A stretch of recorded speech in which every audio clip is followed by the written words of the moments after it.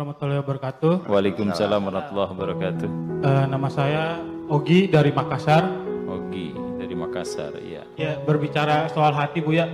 Tadi kan berbicara soal hati yang ada di dalam hati ini kan rahasia ya, Bu ya. Ya. Ada kutipan di Risalatul Qusyariyah. Qusyariyah. Iya.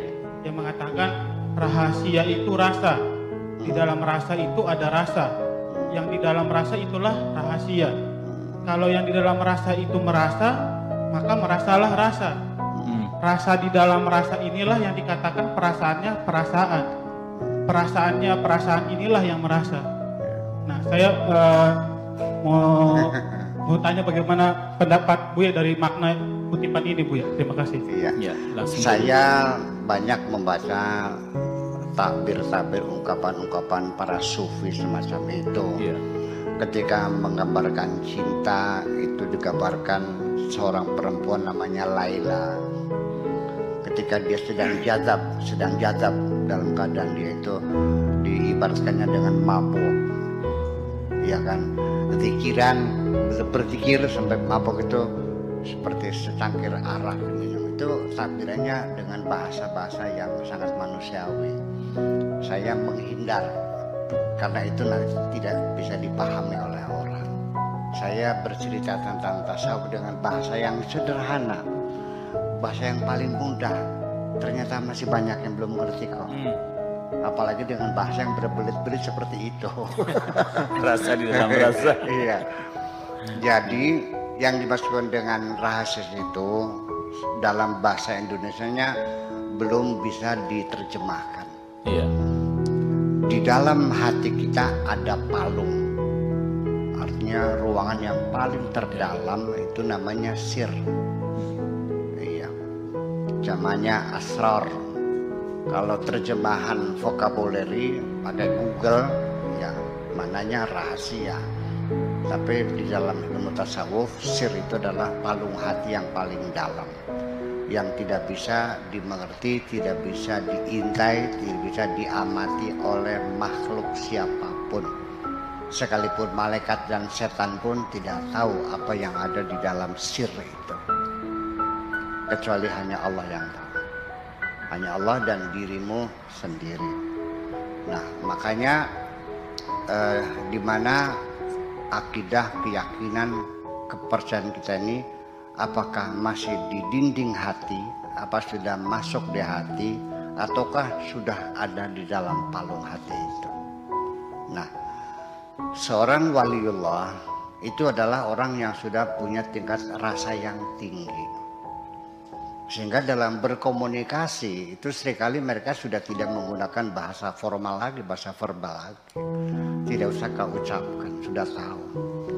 Karena bagaimanapun ketika sir itu diam, nggak ada yang tahu. Sampai ketika berbicara, ketika levelnya sama, bisa merasakan kok. Ya, kita dengan pengalaman saja, nggak usah pakai sir, pakai pengalaman karena saya sering menemui tamu bermacam-macam. Ketika datang seorang perempuan mengatakan, terima kasih Buya, saya bisa ditemuin. Saya mohon maaf barangkali mengganggu. Saya datang ke sini sedikit minta barokah Pak Kiai dan minta doa. Saya bilang, saya sudah paham. Suami kamu berselingkuh kan? Nanti datang nggak usah cerita, saya paham. Kamu utangnya banyak. Dari sorot mata saja, kalau matanya buram gitu, itu lagi sakiti hatinya. Kalau matanya tuh goncangannya seperti itu, muter-muter lagi banyak utangnya gitu. Ya, dengan gaya semacam itu. Ya, sampai dengan logat yang diucapkan juga saya bisa menebak ini orang Sumedang, ini orang Subang, Purwakarta, ini orang, ya kan. Kalau bilangnya Kayonge, orang mana tuh? Iya kan. Bapak mau mana? Berbes. Ya kan seperti itu.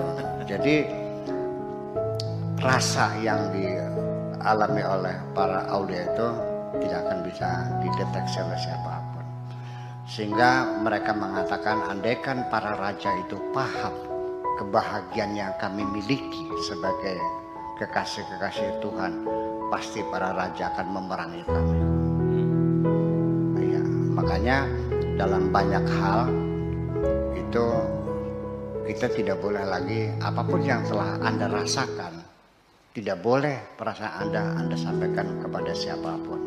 Makanya falyatallataf wala yus'iranna bikum ahada.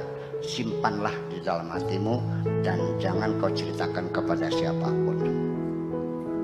Nah, itulah rasa yang paling dalam, yang bisa merasakannya kita sendiri. Kalau ada orang lain yang merasakan, ya karena ketika itu rasanya berbicara. Jadi begini,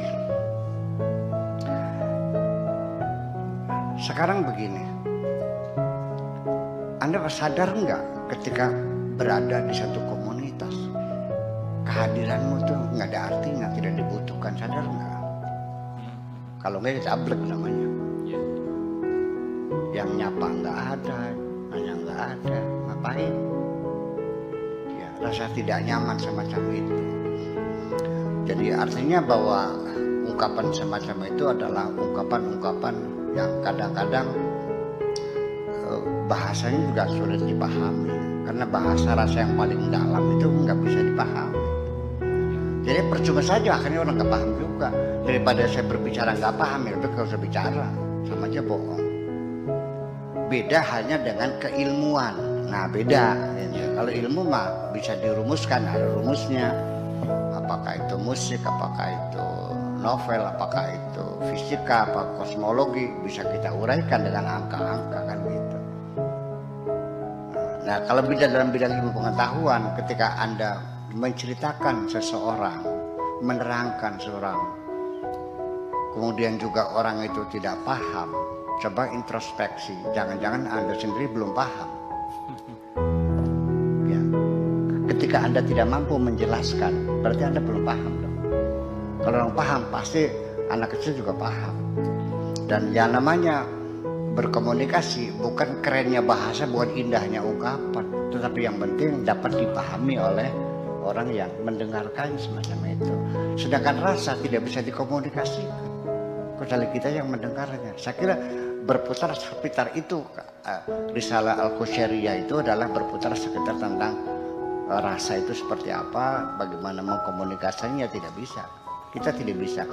Belum ada bahasa manapun yang bisa melukiskan perasaan kita. Ya. Itu. Makanya sampai rasa cinta pun pada akhirnya, kenapa engkau mencintaiku? Kalau karena kamu kaya, bohong. Karena kamu ganteng, nggak benar. Cinta yang benar ketika tidak ada alasan dan penyebab.